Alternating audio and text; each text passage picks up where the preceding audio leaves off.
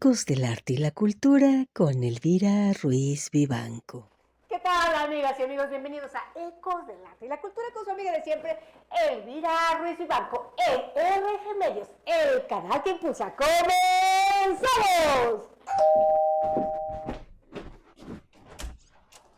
Paquete para Rosa Ñardo. Gracias. Amigos, estoy muy emocionada. Y es que este es el último video que les grabo con este antiguo celular.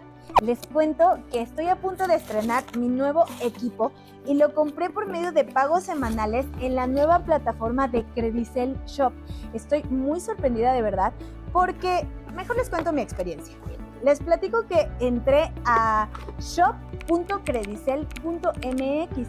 Ahí seleccioné el teléfono que quería, el color y la capacidad que necesitaba. Fue muy sencillo.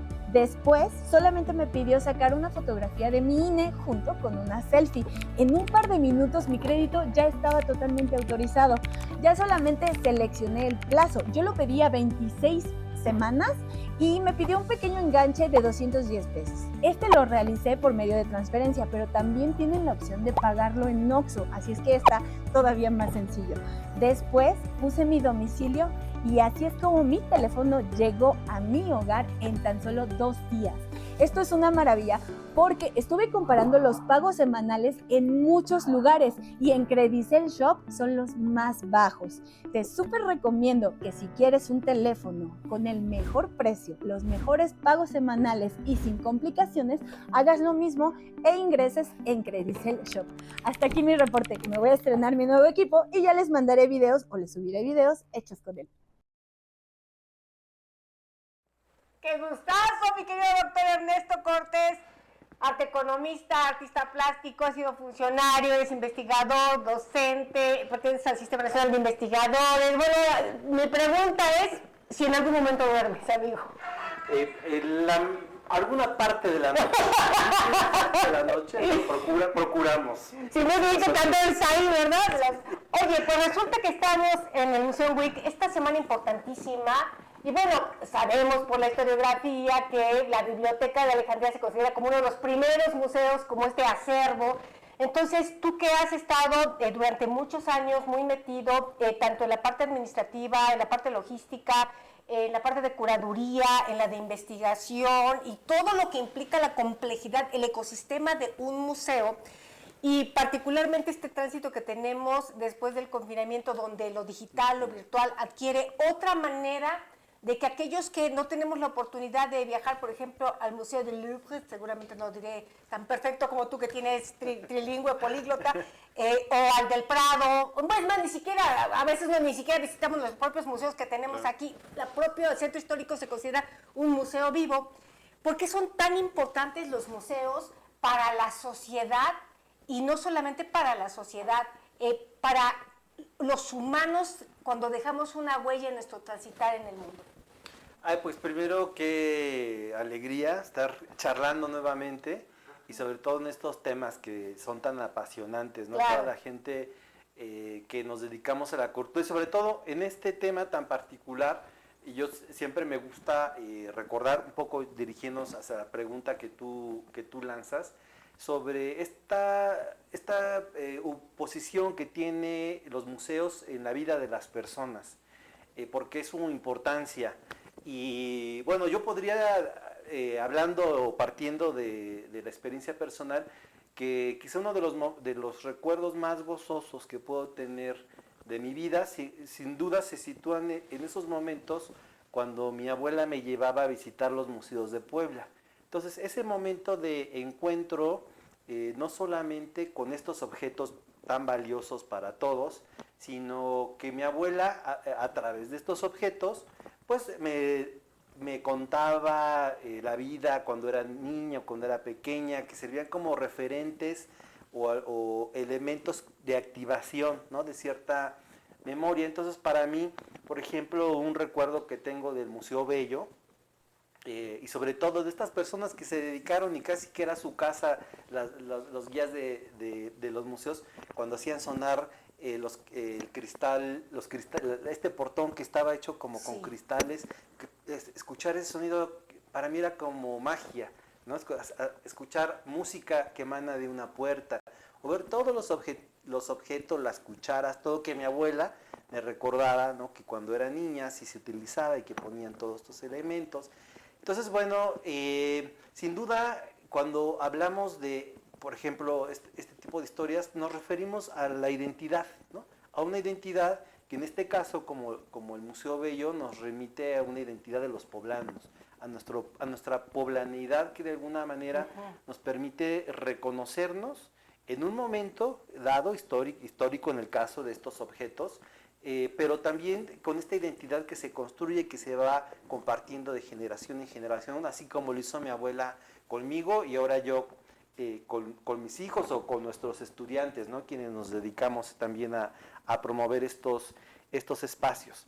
Y de ahí que me gustaría también comentar que la idea de un museo y sus acervos está muy ligada con la idea del coleccionismo, con el coleccionar, que básicamente todos los seres humanos, de cierto modo, y en esta construcción de nuestra identidad a partir de los objetos materiales que nos rodean, pues vamos juntando conchitas, coleccionando postales, estampas, tazas, cucharas, o sea, tazos también. Tazos en algún momento, en estas fechas futboleras, pues también los jugadores y claro. el equipo y los larines, ¿no? Los larines. Yo, por ejemplo, tuve una vez la ocasión de conocer a un jugador mundialista mexicano en Guadalajara, en una visita que tuve por allá. Y la referencia que encontré fue él, así porque pues, no se veía así como un jugador, creo que jugó en un mundial en el 70. No, pues ya tenía sus ayeres, tenía sus ayeres, pero lo reconocí por una que me compartieron mis papás, uno de estos larines. Estampitas o larines. Estampitas, y me quedé, pues sí es, ¿no? Sí, y bueno, son estos objetos que de alguna manera nos van acompañando a lo largo de nuestra vida, y quien estudia estos acervos o estos aspectos patrimoniales, le llama que hay como un encadenamiento simbólico. Entonces, imaginemos, por ejemplo, un collar que tiene, o una cadenita, que tiene sus distintos eslabones, y cada uno de estos objetos, ¿no? Ya sea una taza, una cuchara, de alguna manera tienen un eslabón uno con otro, que los van conectando. Claro. Y estas conexiones van construyendo un discurso que no es con palabras, sino es a través de estos objetos, sí, y el valor simbólico que tiene cada uno de ellos. Cuando me refiero a valor simbólico, es el que cada persona le otorga a partir de su relación, historia personal con este objeto, se va cargando de un significado. Podríamos recordarnos si a lo mejor la cartita o tal objeto que nos regaló un amigo, una amiga cuando éramos niños y lo seguimos guardando ahí. Entonces, esto tiene un valor que a lo mejor para mí es especial, pero pensemos, por ejemplo, que le damos el tocadiscos que se le da vuelta del bisabuelo a la bisabuela. Este objeto va a tener un valor para una comunidad que es una familia, sí, ¿no? Y para las siguientes generaciones. Ahora, si estos objetos se unen con los objetos de otra familia, entonces van a quizá a tener ya un valor para una sociedad de cierto tiempo y momento, y así habrán otros tipos de documentos. Por ejemplo, pensemos en un documento que firma el coronel, el comandante Marcos. Pues Marcos, o yo estaba pensando en Zaragoza, ¿no? El caso de los... coronel no tiene quien escriba. como para los poblanos, ¿no? Así, don Nacho Zaragoza, ¿no? Don Nacho Zaragoza, una firma. Entonces, eso ya es para un sector más grande, claro, de la población, o para un país. O sea, se va expandiendo el radio de impacto y de carga simbólica, es decir, de cómo le significa a cada comunidad. Muy interesante esto que nos platicas, y qué lindo que a través de esta convivencia y esta iniciativa de tu abuelita, de alguna manera te despierta no solamente el cultivarte, que es algo que te caracteriza y que ahora cultivas a generaciones de pues, prácticamente todos los grados académicos, y la vocación artística, pero también hay algo muy interesante de lo que mencionaste, el que te enseñen el que te dirijan la mirada para que uno aprenda a observar el objeto, es decir, el objeto puede estar per se ahí, pero cuando alguien te enseña a mirarlo desde donde lo tienes que mirar y analizarlo, entonces esto nos llevaría a un gradiente mayor de complejidad. Entonces, mi pregunta es, esto que mencionabas de la recolección de cosas, estoy pensando en las comunidades primitivas, en los hombres, las mujeres de las cavernas, cuando estas pinturas rupestres, ¿no? De la cacería y todo lo que implica todos estos procesos, ¿no? Entre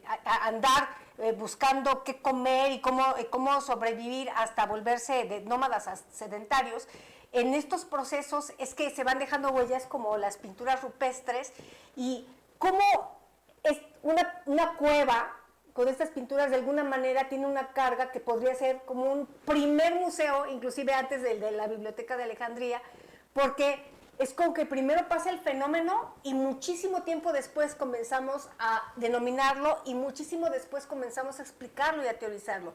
Entonces en este despliegue, en estas deconstrucciones que se hacen entre el objeto y entonces hacer de eso un tecné y esto que tenga ya una carga estética y bueno, viene otra parte que tú eres el perfil avesado pues yo creo que en México, ¿no? Tu perfil de arte economista, ¿cómo esto va a impactar en el mercado? Así es, sí. Bueno, comentas varias cosas que son muy importantes, ¿no? Sí, justo estos objetos que nos pueden parecer valiosos, en un primer momento yo lo comparto la visión, que el arte, antes de ser nombrado como arte, es percibido como una tecnología.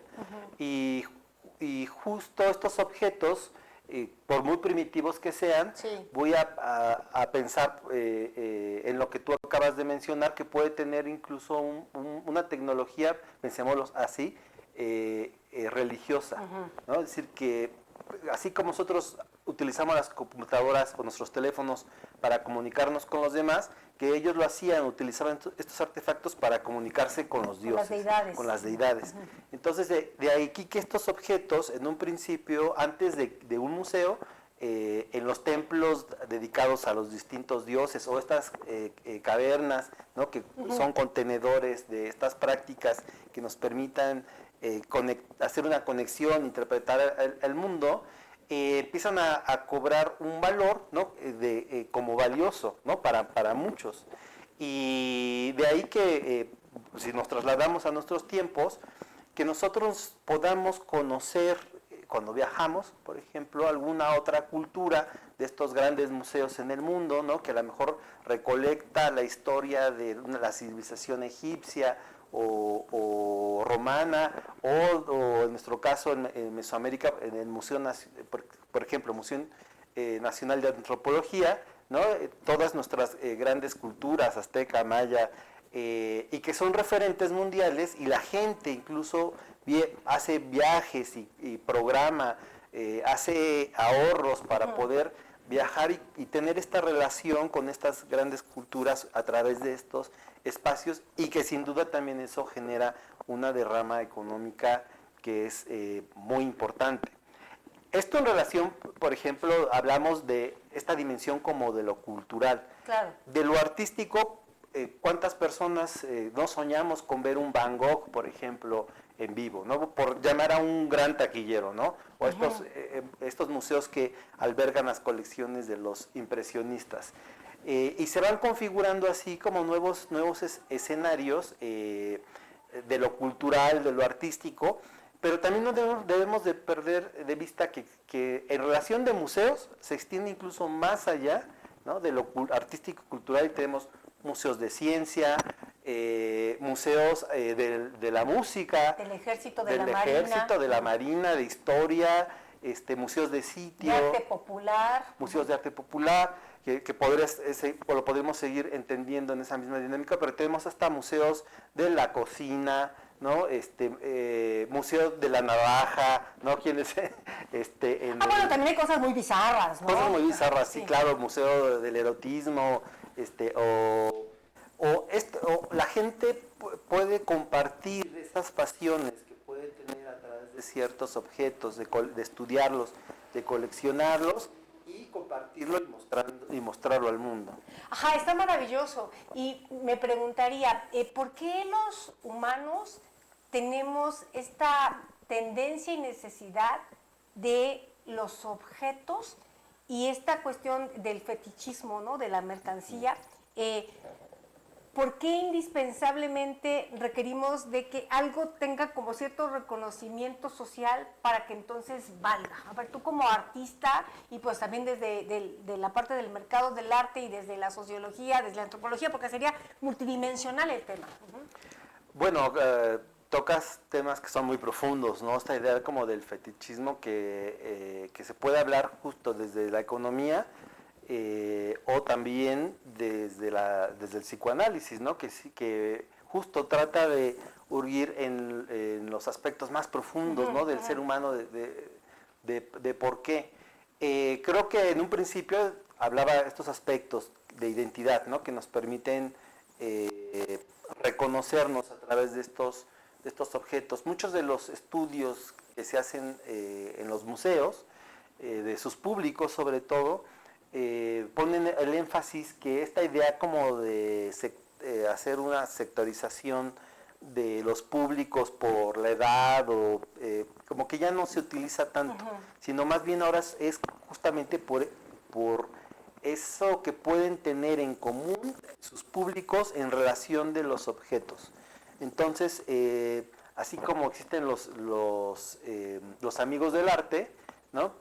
Que sería algo como muy fácil de identificar, pero hay gente que se identifica por ciertos temas, no sé, la mujer, ¿no? Entonces, diferentes Bueno, el Museo de la Mujer, círculos de mujeres, ¿no? Que se convocan alrededor, ¿no? de esta pertenencia o relación que se establece con estos objetos. Bueno, Museo de las Armas, ¿no? También digo, para irnos al otro extremo, ¿no? Sí, perdón que te interrumpa, mi querido Ernesto. ¿Sabes? Es que ahora que estás mencionando este vínculo con el psicoanálisis y la identidad y la identificación, os pareciera que de alguna manera parte de esta carga fetichista del objeto, de la mercancía, esta alteridad o esta otredad de que de alguna manera vamos a dar cuenta que somos diferentes porque hay una otra cosa que nos conecta y nos diferencia.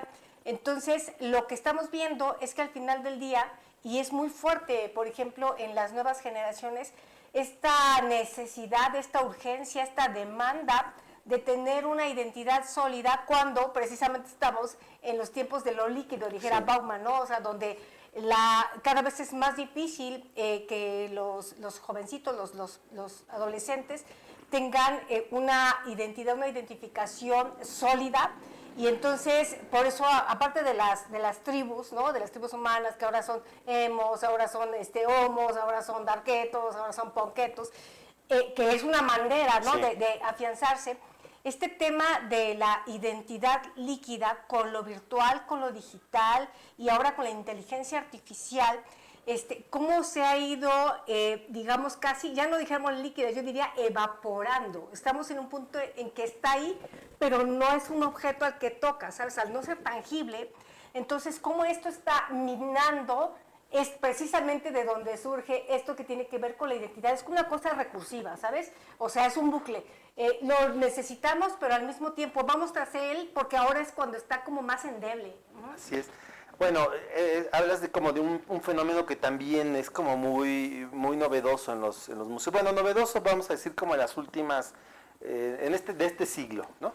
Hay un teórico que lo recurren quienes estudian mucho las colecciones, que se llama Jean Baudrillard, y él sobre todo habla o se le ubica dentro de esta idea de la cultura y el simulacro. Incluso en la película de Matrix, en esta escena cuando llega el conejo blanco a visitar a Neo, le presentan un libro, ¿no? En la portada, que es de Jean Baudrillard, que lo abren y bueno, ahí creo que tiene un dispositivo, pero justamente porque habla de esta posmodernidad, esta visión desde o pensándola como una idea de una simulación, él habla de este fenómeno de que muchas personas se identifican con estos objetos en función, por ejemplo, de la movilidad social.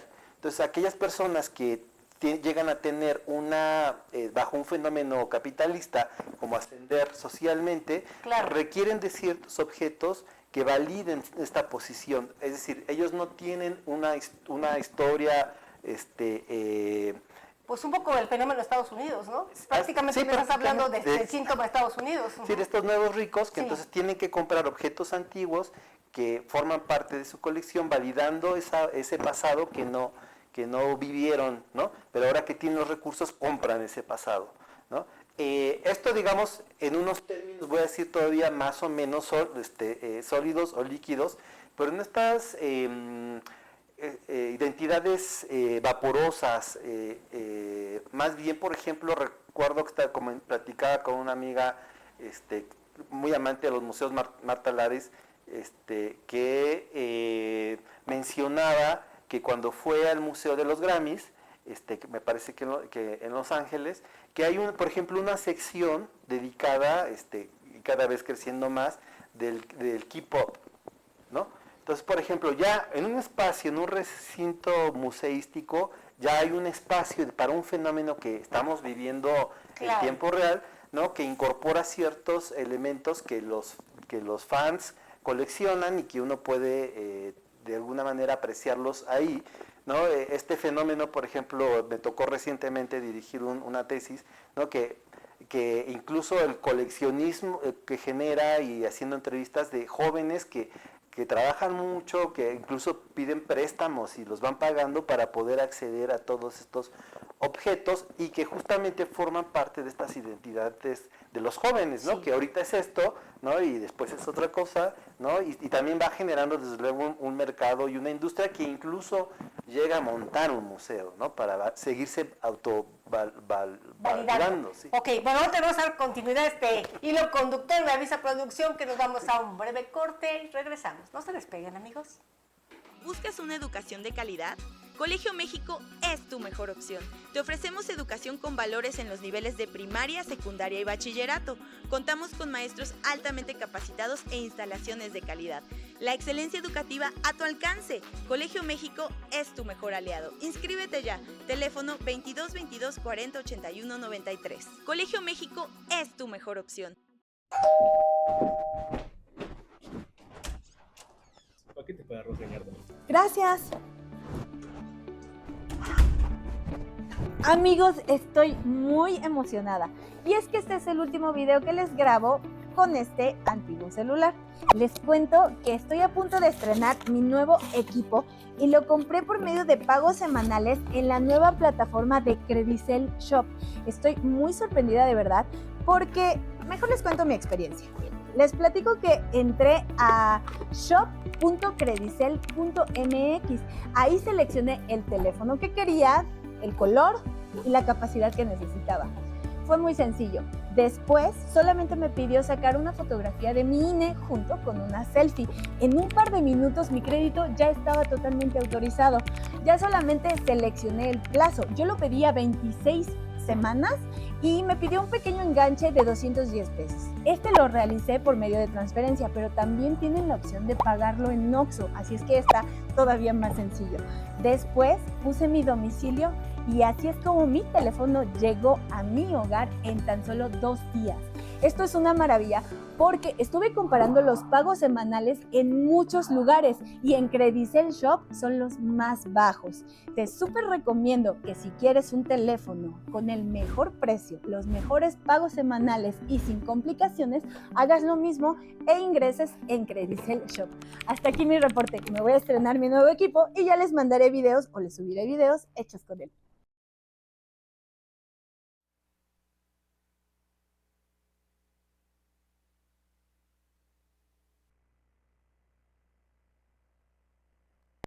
De 2026. Nos comenzamos con el número 1, que es en nuestra bellísima Puebla capital, que sigue brillando con eventos imperdibles en el marco de la Semana de los Museos.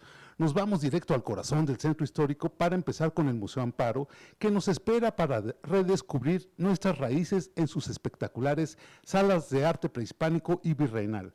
Además, no olvides subir a su icónica terraza para disfrutar de la mejor vista de la ciudad. Esto de miércoles a lunes de 10 a 18 horas. Recuerda que los domingos la entrada es libre. En la 2 Sur 708 del Centro Histórico de Puebla. A continuación, atención amantes del teatro con causa, estudiantes del Colegio de Arte Dramático de la Benemérita Universidad Autónoma de Puebla presentan el Work in Progress, Ya no me dan miedo las arañas ni las telarañas, una puesta en escena fundamental para sensibilizar y prevenir la violencia de género y el abuso sexual infantil.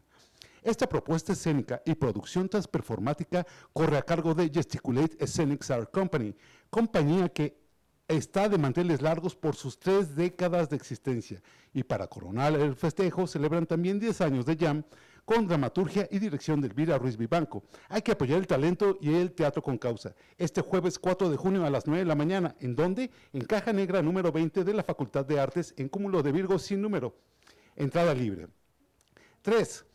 Continuamos con la fiesta de los museos en el Museo Internacional del Barroco. Déjense envolver por sus impresionantes salas interactivas inmersivas, donde el arte clásico de los siglos XVII y XVIII se fusiona con la tecnología digital.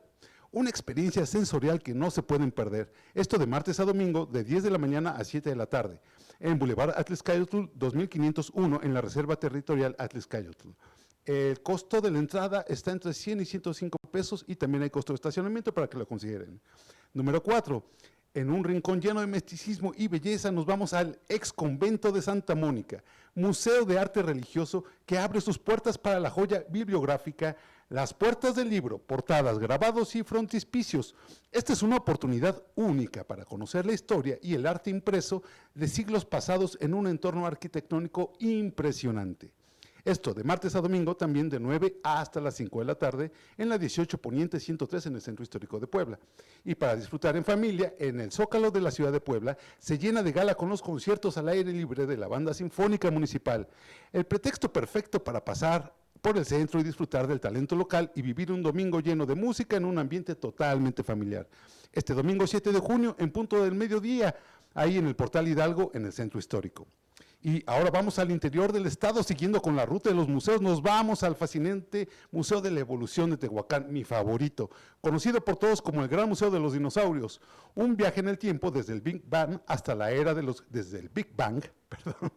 hasta la era de los gigantes prehistóricos, que les fascinará a chicos y grandes.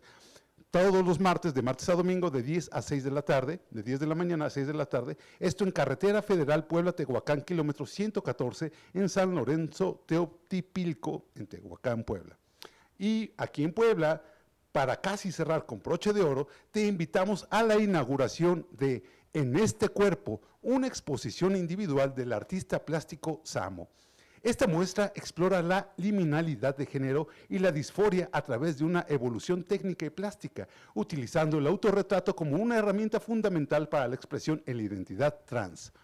La curaduría corre a cargo de Begoña Buitrón, con la coordinación y producción de Cinébora Producciones, donde la inauguración va a ser este sábado 6 de junio a las 7 de la tarde en Ecoespacio, 5 Poniente 134, Colonia Centro. Y ya por último, si vas a la Ciudad de México, no dejes de visitar el Centro de la Cultura Digital, que te invita a sumergirte en lo último en tecnología y creatividad. Vive la experiencia de sus piezas de realidad virtual, talleres interactivos de arte digital y propuestas de narrativa transmedia. Y lo mejor es que la entrada es completamente gratis, de martes a domingo, de 11 de la mañana a 6 de la tarde, en Avenida Paseo de la Reforma, sin número, esquina con Lieja, justo debajo de la Estela de Luz, mejor conocido como la Suavicrema. Colonia Juárez, Ciudad de México. Bueno, pues ahí lo tienen, 8 opciones increíbles para vivir el arte en la flor de piel y bueno, pues los dejamos aquí en su programa Ecos del Arte y la Cultura por RG Medios, el canal que impulsa. Hasta la próxima. Semana Internacional de los Museos. Esta semana es un movimiento global que conecta museos. Esta iniciativa internacional impulsa la difusión cultural desde museos de todo el mundo en plataformas digitales. Es una campaña cultural global que busca conectar museos, instituciones y públicos a través de redes sociales y actividades digitales coordinadas durante una semana. Esto surgió en 2014 como una iniciativa que impulsaron museos de Europa para ampliar su alcance y generar una conversación internacional sobre cultura y patrimonio. A diferencia de otras conmemoraciones presenciales, este proyecto se caracteriza por una dinámica digital que se basa en etiquetas diarias y contenidos colaborativos entre museos de distintos países con el objetivo de acercar las colecciones al público general. Queridos amigos, regresamos a Ecos del Arte y la Cultura con su amiga siempre Miriam Ruiz Vivanco y tenemos el honor de tener al doctor Ernesto Cortés. Oye, mi querido Ernesto, con esta, digamos, efervescencia de la inteligencia artificial, estábamos hablando de lo digital que se cataliza después del confinamiento y todo lo que implica los ámbitos, los ecosistemas virtuales. Y un poco también tocando el tema desde el eje epistémico y bueno, todo lo que implica la cuestión no solamente del mercado, sino el tema de derechos de autor. Entonces, cómo la inteligencia artificial potencia, pero al mismo tiempo mina la creatividad y qué podemos decir con respecto a la autoría y el diálogo que tienes con al final del día, un recurso entrenado con recursos que han creado los seres humanos. Es como una paradoja, ¿no? Sí, es un tema, pues sin duda vigente de ahorita. Del día a día. Del día a día, sí. Y sobre todo ya hablábamos de esta cultura líquida, ¿no? En la que vivimos. Y justo la tendencia es más bien a su evaporización, a lo que nos pueda sonar este fenómeno. Y ya desde los años 90, ¿no? Yo creo que hay experimentos muy tempranos con el internet, ¿no? De estos museos virtuales, sí. Que han ido evolucionando. Digo, antes era un poco como de risa, porque literalmente era así como nada más la imagen y muy feos, ¿no? Unos sitios muy feos, ¿no? Sí. Pero que realmente, como ha ido evolucionando el mismo internet y las diferentes plataformas, pues que incluso hay recorridos virtuales, ¿no? Incluso participando yo como que ya hay obras y artistas que hacen obra exprofeso para estos espacios, es decir, que ya no llegan es decir, ni siquiera podrían presentarse en un museo tradicional porque son creados específicamente para este ambiente. O sea, son otros lenguajes. Son otros lenguajes, realidad aumentada, recorridos virtuales, y que son museos que nacen así, que no tienen un referente. Hay otros, ¿no? Hablábamos hace rato del Louvre, o el Museo Nacional de Bellas Artes, sí. En nuestro caso, que uno puede entrar y visitar los grandes murales que ahí se exhiben, pero que tienen como referente un espacio real, ¿no? Entonces, ahora hay manifestaciones que tienen sus propios museos virtuales. Hay museos que propiamente no tienen un espacio físico y que juegan un poco entre estos dos, como el Museo de la Mujer, ¿no? Que uno puede buscar, y hay obra que es profesamente digital, y algunas obras que se replican, ¿no? de pinturas o fotografías que están exhibidos en algún lugar. Claro. Ahora, el tema de la inteligencia artificial, yo cada año doy una asignatura de gestión de museos. En este año, por ejemplo, para mí fue una gran sorpresa el ver la posibilidad que tiene para, por ejemplo, generar una exposición y tener como referencia un espacio que existe, y simplemente uno dando las indicaciones o los prompts propiamente dicho de cómo podría lucir esta obra, ¿no? Que uno va a cargar en tal espacio, ¿no? Y cómo para la museografía. Para la museografía. Entonces es una herramienta muy rápida. Antes todavía, o hace un año o dos, como estudiantes hablaba del AutoCAD, ¿no? Pero bueno, ya el AutoCAD ni siquiera en este caso es como tan necesario, ¿no? Porque se generan renders o estas visiones de cómo podría verse el espacio con la inteligencia artificial y en segundos.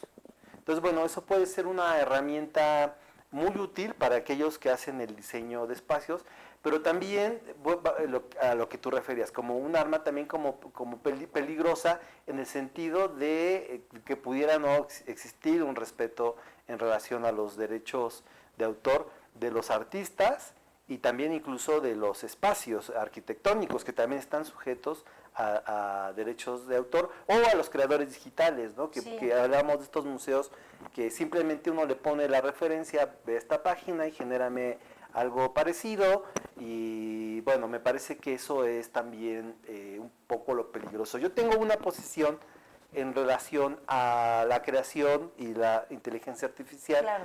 en que creo que la inteligencia artificial por sí misma no genera buenos productos. Todavía esta cualidad que tenemos los seres humanos de autónomamente crear, A la subjetividad. esa subjetividad no la tiene la máquina. Lo que va a hacer la máquina es que muchas veces, o la mayoría de las veces, es autorreferencial, y lo que hoy en día, por ejemplo, le dices a la máquina, hazme un logotipo tal, y te hace una cosa que es muy fea, ¿no? Todavía no logra funcional si uno quiere, o lo que sea, pero no en los elementos estéticos que puede tener un Germán Montalvo o todos estos diseñadores japoneses. Eso la máquina no lo hace. Ahora, que un diseñador o un Germán Montalvo utilizara la inteligencia artificial, Claro, a partir de que lo que está haciendo, que puede ser una herramienta que puede impulsar su propia creatividad, ahorrarle tiempo. Por poner un ejemplo, hay fantásticos diseñadores, Puebla, estoy hablando de uno que me gusta mucho, ¿no? Pero que se puede utilizar así, ¿no? Y no supliendo al artista, ¿no? O al creador. Sin embargo, hay quien lo hace de estas maneras, y además se pasa por infringiendo todos los derechos de autor. Ajá. Bueno, el propio Endautor en sus redes sociales sí ha emitido, y digamos que sí, ahorita a nivel de legislación se está cuidando el tema de derechos de autor, porque, por ejemplo, tan solo en cómo se duplican las voces o la imagen, y empezó por un tema de doblaje, de que utilizaron la voz de un actor que ya había muerto, y obviamente los compañeros pues se indignaron, porque si dejaban que esto pasara, entonces automáticamente los seres humanos seríamos prescindibles. Y ahí vendría como otro tema, porque parece como muy utópico, ¿no? Como hasta distópico, pudiéramos decir, como cuando el futuro nos alcance, de cómo las máquinas pudieran suplir a los seres humanos. Ahorita que mencionábamos la cuestión de la subjetividad, y que precisamente si algo caracteriza a la subjetividad es la falencia, la falta, las fallas. Entonces, esta impronta de lo azaroso, de que de pronto se te puede barrer, no sé, en la pintura, algún trazo, y que eso te lleve como a otra manera de trabajar con la obra. Entonces, todavía no se ha logrado. Sin embargo, ahorita hay muchísima información, investigación publicada, porque va rapidísimo. Sí. Tan rapidísimo que prácticamente a veces el entrenamiento de las IAs ha llegado a un punto que ella misma está generando debate, reflexión ante estas cuestiones. Inclusive por ahí hubo una manifestación de IAs ya con cierto toque izquierdista, ¿no? Sí. Marxista. Entonces vemos que esta inercia de solamente procesar la información sin que haya filtros puede generar, que ya está generando este tipo de disturbios, por ejemplo, cuando estas IAs, ¿no? Se manifiestan en contra de que las están explotando, o las IAs que se sienten no libres o sometidas, o las IAs que generan su propia red social donde solamente ellas pueden interactuar.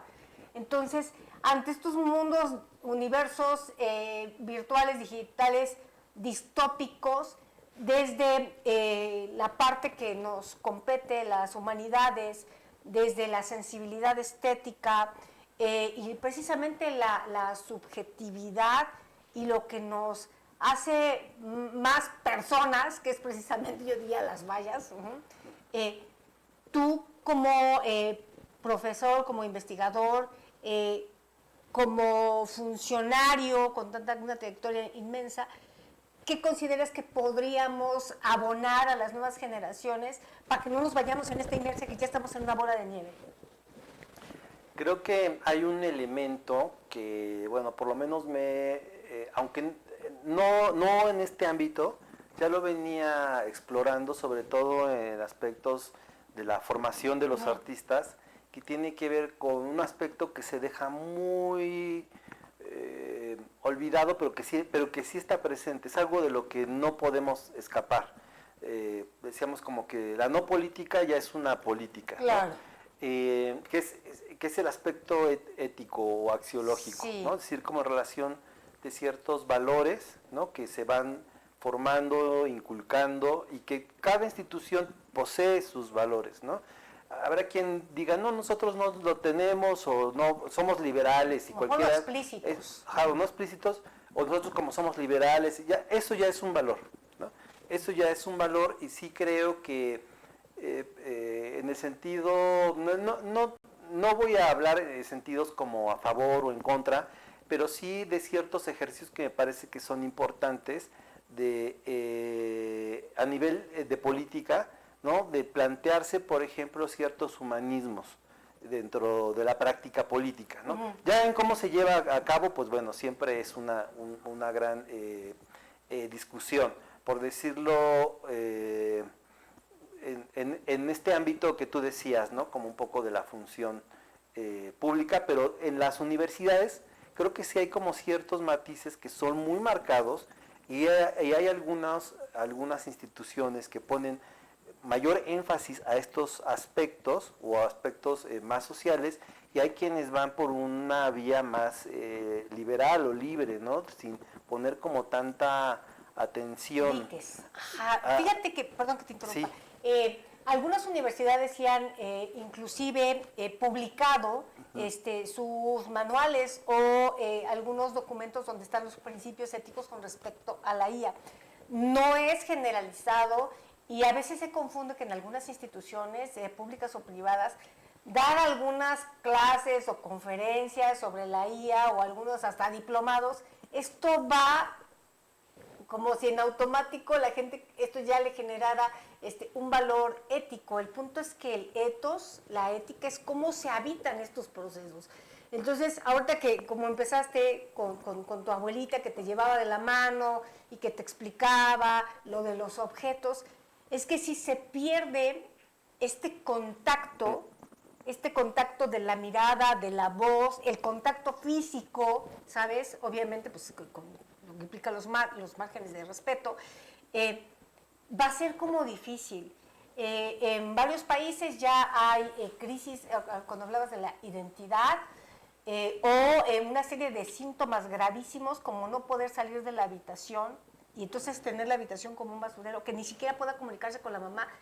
Tiene un nombre en japonés para pedirle la comida o el agua, porque están tan metidos en el mundo virtual que ya no hay el principio de realidad, ya no hay el toma y daca, y entonces esto está generando crisis no solamente tanto a nivel identitario, a nivel de personalidad, trastornos del sueño, trastornos de la alimentación. Entonces vemos que ya esto que es un avance tecnológico que nos implica, nos facilita muchas cosas, pero también está el impacto ambiental, pero también el impacto socioemocional. Claro. Entonces, tú que tienes, o los que tenemos la oportunidad de estar trabajando con jóvenes en formación, ya sea a nivel de licenciatura o en posgrado, entonces tenemos una gran responsabilidad, porque además eso nos obligó a actualizarnos, ¿sabes?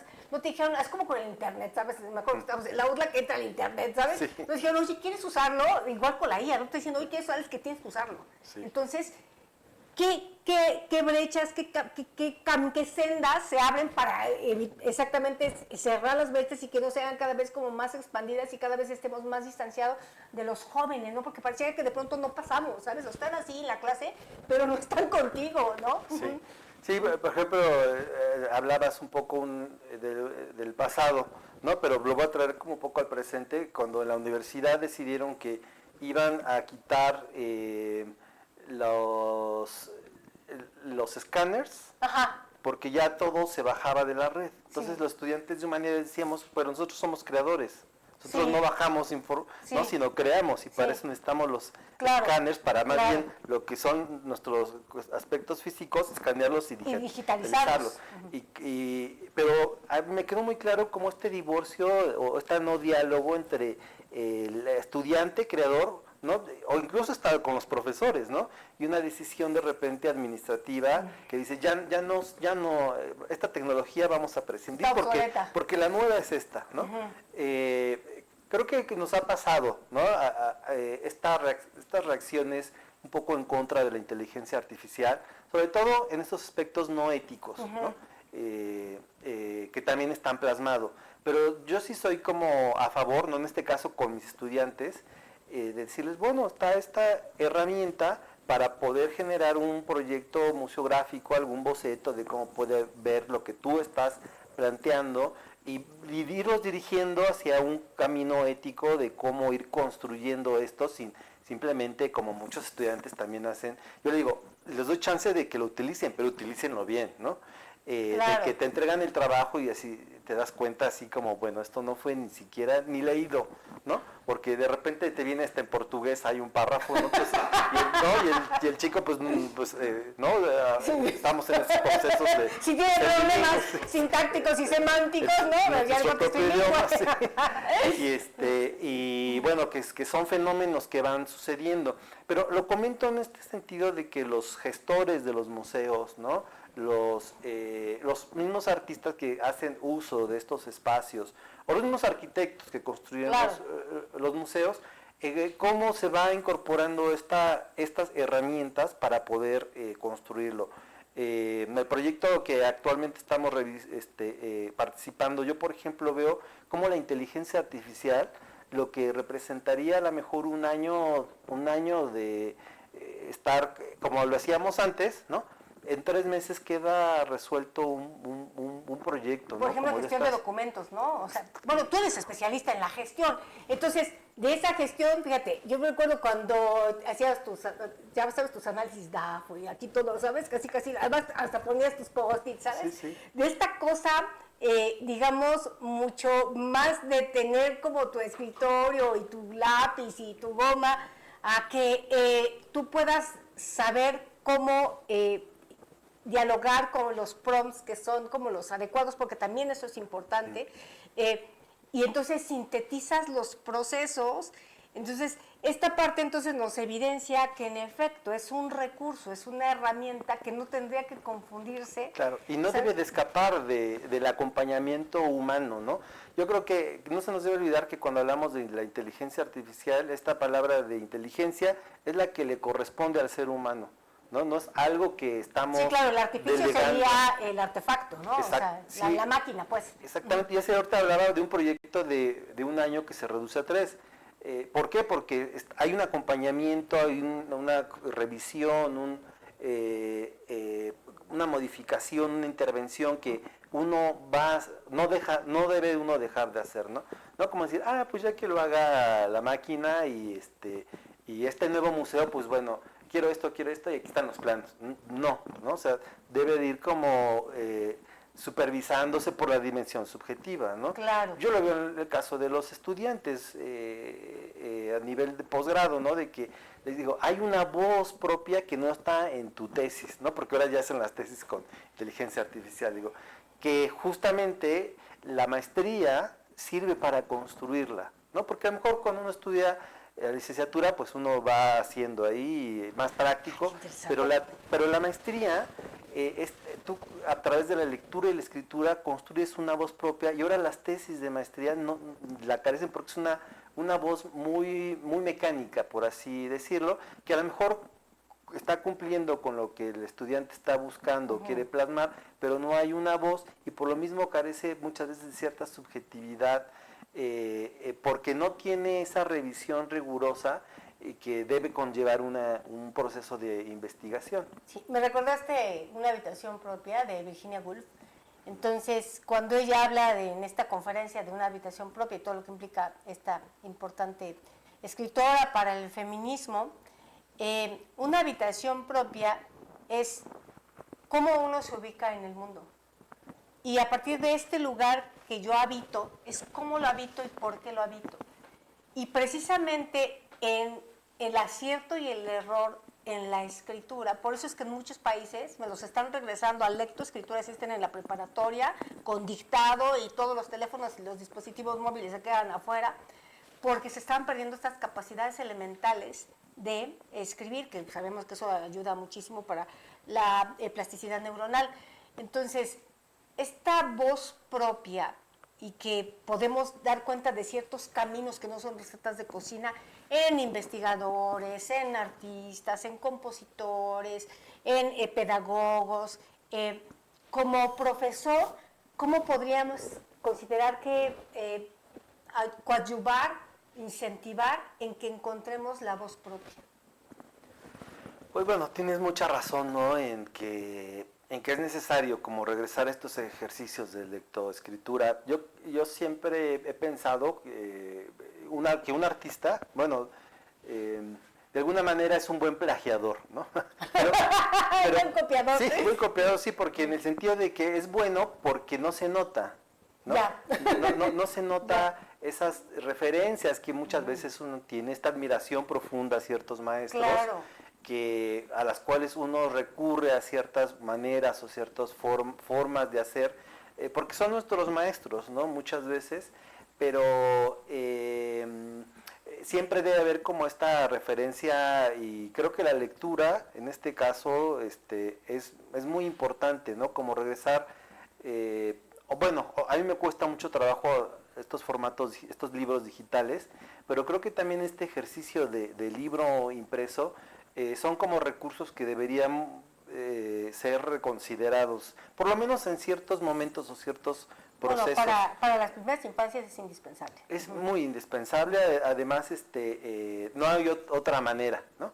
Entonces no hay otro modo, pero sí creo que en esta inmediatez, incluso los jóvenes pues ya escanean el libro y así hazme el resumen, o que ya ni siquiera son leídos completamente los libros, ¿no? Entonces, sí, estos espacios, estos círculos, ¿no? Donde leemos juntos y compartimos. la intimidad. Exactamente. La intimidad, el cobijo, el permitirte como este tiempo, espacio, donde nosotros, que nos tocó antes de que estuviera el internet, ya en México, ya en Puebla específicamente, de que te podías ir aquí y ahora solamente con una lectura, sí, ¿sabes? Entonces, ahí tenemos como un espacio fundamental de este imaginario cultivado para que no se confunda con estos espacios virtuales que están pues afectando, ¿no? El principio de realidad, el estar contextualizados, ¿no? Que un poco lo vemos muchísimo en los bebés, en los niños, en los jóvenes. Y bueno, ya que estamos con la semana de los museos, si bien es cierto que es digital, tenemos un casi plano cartesiano perfecto en el primer cuadro de la ciudad. ¿Por qué Puebla se consideraría que es un museo vivo? Aparte de todas las denominaciones que han ganado en las últimas décadas. Hay un texto que se llama La Metrópolis de los Individuos, que publicó la Iberoamericana hace un par de décadas, que me gusta mucho. Es una frase que dice que la ciudad es el escenario, ¿no? Y nosotros elaboramos el discurso o la narrativa en estos espacios. Sí creo que, como hablaba en un principio, ¿no? Como que estos elementos arquitectónicos, monumentos, espacios públicos, hacen esta cadena, este eslabón simbólico, y que nos remite a muchos momentos de la historia de Puebla. Yo creo que Puebla, si lo viajamos en estos formatos, ¿no? De turibús, de segundo piso, es un museo tal cual, ¿no? Como cada fachada, donde uno puede ver muchos estilos, tiempos, ¿no? Que van convergiendo, pero también hay muchas historias, ¿no? Alrededor. Entonces, desde ese punto de vista es interesante y es vivo, porque finalmente son espacios que siguen siendo habitados, intervenidos, que incluso siguen representando algunos aspectos a lo mejor con los cuales no pudiéramos estar de acuerdo hoy en día, ciertos valores, ¿no? Y incluso, bueno, hay grupos que los intervienen, ¿no? Sí, tal cual, y quienes nos dedicamos a la conservación, pues nos escandalizamos, ¿no? De estas maneras a veces no muy afortunadas, pero que sin duda habla también de la viveza, de estos espacios y de estos valores con los cuales seguimos en nuestra cotidianidad, en esta ágora, debatiendo, ¿no? El espacio, ya a lo mejor hablábamos hace un momento de los diferentes públicos, pero por ejemplo, que la mujer, ¿no? Ha sido llevada a habitar el espacio privado, y el espacio, cuando es público, pues es más delegado hacia los hombres. Temazo. Todavía en los mismos discursos de los museos siguen existiendo y por eso muchos museos han cambiado sus museografías, sus maneras de contar las cosas, porque se siguen haciendo dominantes ciertas discursividades, a las cuales a lo mejor habrían otras posturas, otras maneras de convivencia que son distintas. Hace rato mencionaste el Museo Bello y cómo una hermosa casa es tan bella, toda su arquitectura, su diseño de interiores y todos los objetos maravillosos que tiene, que se vuelve un museo. Ahora, si mal no recuerdo, creo que se va a cumplir un siglo de la Casa del Alfeñique, entonces que es también otro museo vivo, estamos celebrando. Y que además está hermosísimo porque le dicen la Casa del Alfeñique porque es como si fuera un postre. Entonces este barroquismo, lo churrigueresco y a veces hasta lo kitsch que tenemos en Puebla, cuando tú mencionabas el tema de cómo los gustos de ciertas generaciones se vuelven a la postre ya unas estampas, ¿sabes? Una postal de la ciudad. Entonces, tú como especialista en diversas áreas, pero particularmente tu trayectoria en la museística, entonces, si mandamos un mensaje al mundo, al universo, ¿qué mandarías del Museo Vivo que es nuestra Puebla de Los Ángeles? Que es un museo que ha podido mostrar la grandeza del ser humano, el sacrificio también de muchas comunidades que contribuyeron para poder disfrutar, ¿no? Podemos observar, por ejemplo, la grandeza de las pirámides de Egipto, pero también podemos pensar, ¿no?, en quienes lo construyeron y lo que padecieron, ¿no? Entonces, bueno, Puebla tiene una historia que se puede admirar, apreciar, maravillar, pero también nos puede contar de las distintas maneras en cómo nos hemos relacionado en una comunidad muy particular, con características muy especiales que reflejan ciertos valores, como es la de Puebla, pero que también reflejan una de las caras de un país maravilloso como es el de México. Sí, excelente. Además, la ubicación geográfica. Un poco estoy con el tiempo. ¿Cuánto tenemos? ¿Unos par de minutos? Unos minutitos. Perfecto. Bueno, aprovechando la oportunidad, mi querido Ernesto Cortés, platícanos un poquito de lo que estás haciendo. Ahorita tenemos un par de minutitos. ¿Qué estás trabajando en tu proyecto como artista? Sabemos que estás retomando, que hay un tipo de obra. Si nos pudieras explicar tu estilo como creador. Uh-huh. Creo que tiene que ver mucho con mi proceso en los últimos años, donde yo mismo me he hecho una especie como de retiro académico, pero también de cierto modo como espiritual, donde he tratado de reconocer como en algo que compartimos todos los seres humanos, que somos seres completos, ¿no? Que este proceso de formarnos o de educarnos debe de contribuir más bien a encontrar estas habilidades o cualidades que ya tenemos, y como seres humanos desarrollarnos en ese pleno potencial.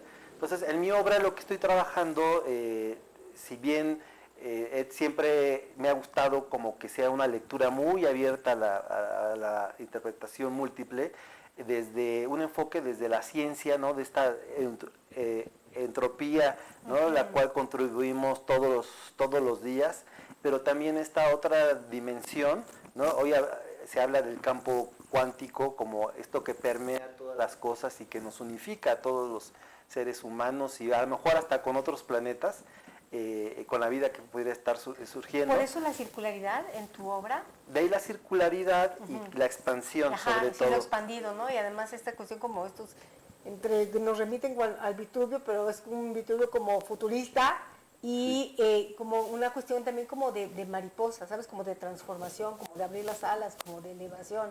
Entonces entiendo que ahí confluyen, pues prácticamente, pues es que tú tienes un perfil profesional como de 5 especialistas, entonces, pero otro tema es la frescura y la claridad de los colores que usas. Sí, sí hay, voy a decir, como una dimensión simbólica en el uso del color que trata como de conectar con una búsqueda personal, pero también hay como estoy tratando de profundizar el color desde sus fundamentos muy teóricos y físicos. Que pareciera, digo, mi hija me pregunta, que me pinta todos los días, oye, ¿haces veladuras? Como digo, no, estoy como construyendo, y de hecho hay una decisión cuasi matemática del color que está participando en ese lugar preciso.